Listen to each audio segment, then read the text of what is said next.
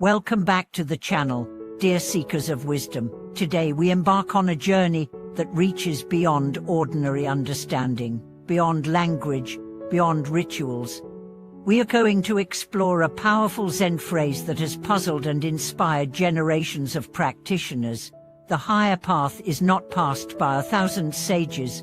At first, it may seem mysterious, even elusive. But if you've ever asked what it truly means to awaken, to go beyond doctrines, to taste the truth directly, then this is the conversation you've been waiting for. So let me ask you, have you ever felt that the more you study spiritual texts, the farther you feel from real enlightenment? Have you ever wondered why so many spiritual masters speak in paradoxes, silence, or even riddles? That's not by accident. It's because the deepest truth can never be spoken. It can only be realized. Today, we are going to walk the razor's edge of that realization.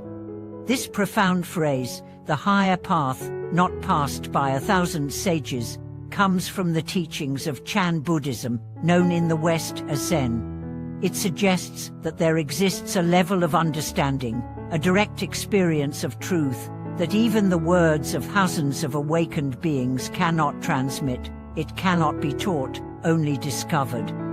Not through books, not through chants, not through intellectual debate, but through intimate, personal awakening. So what exactly is this higher path?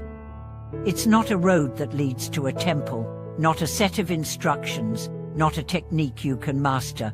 It is the subtle current of awareness itself. The unmoving presence behind every thought, every sensation. It's what Zen masters call satness, or thusness, a state of being where nothing is added, nothing is taken away, and everything just is. When you hear, not passed by 1,000 sages, it's not saying those sages are incapable or lacking. Rather, it's acknowledging that even the greatest masters can only point the way. They can guide, inspire, awaken a question within you, but they cannot give you the answer. Because the answer is not a sentence, not a doctrine. It's a shift in consciousness. This is why in Zen, you often find koanas, strange stories or questions that can't be answered logically. Why did Bodhidharma come from the West? What is the sound of one hand clapping? These are not riddles to be solved. They are doorways into direct experience. They short-circuit the rational mind, forcing you to abandon thinking and step into knowing. Let's illustrate this with a story. A student once came to his master, desperate for enlightenment. "Please teach me the truth," he said. The master smiled and poured tea into the student's cup. He kept pouring until the cup overflowed and spilled onto the floor.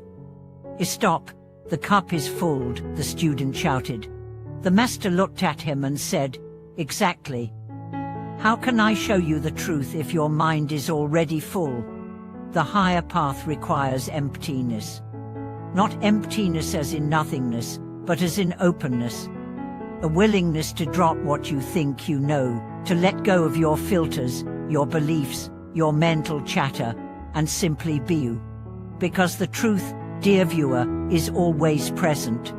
It is not hidden, it is not distant. It is just obscured by thought, by habit, by ego. Think of a clear sky covered by clouds. The sky never left, it was never broken. You just couldn't see it. Your awareness is that sky, and the higher path is about piercing through the clouds of illusion to rediscover it. But here's the twist, no one can pierce those clouds for you.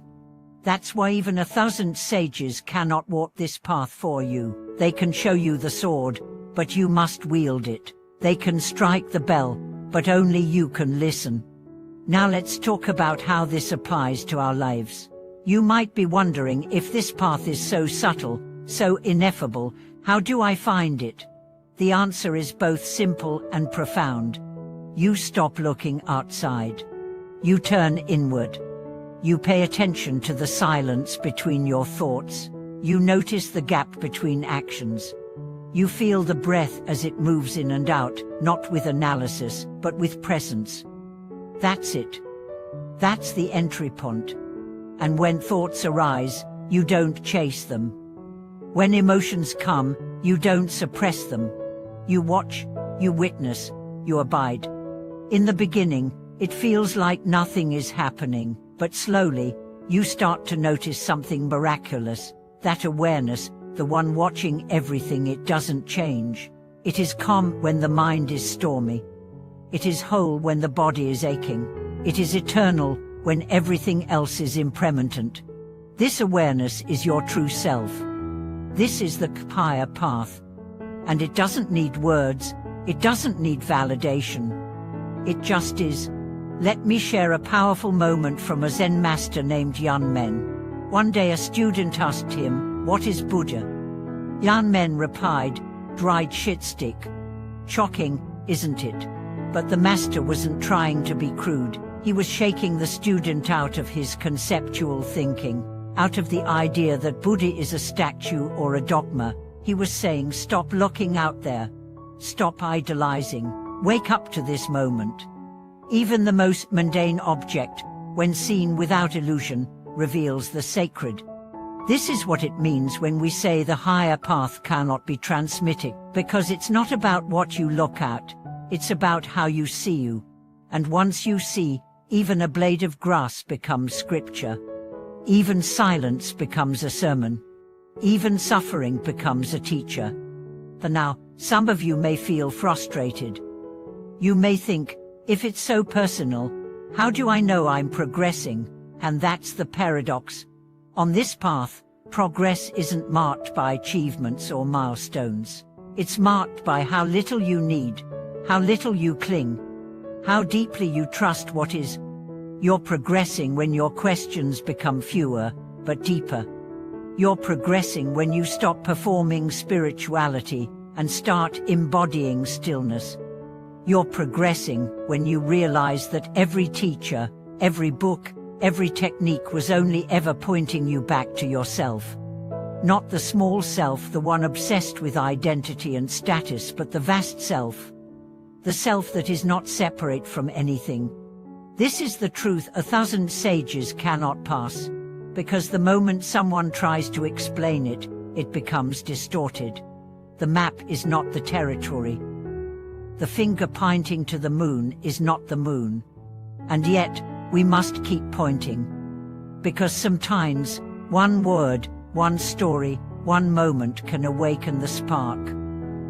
That's the dance, that's the paradox, and that's the beauty of it all. So I invite you, right now, to drop all expectations. Let go of trying to get somewhere. And just rest in this moment, this breath, this awareness. This is the path. Not ahead of you or not behind you, but exactly where you are. And if you can honor that moment, you are already walking the higher path. As we come to the close of this exploration, I want to leave you with a thought. Every great awakening in history began with a single moment of stillness. A moment when someone stopped running, stopped seeking, and just listened. Maybe this is your moment. Maybe this is the silence before your own storm of transformation. And if it is, I am honored to share it with you. Thank you for watching this video.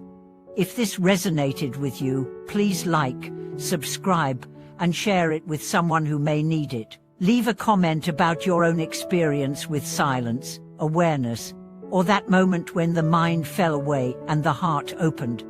Until next time, stay present, stay kind, and keep walking your path, however wordless, however wild, however wide.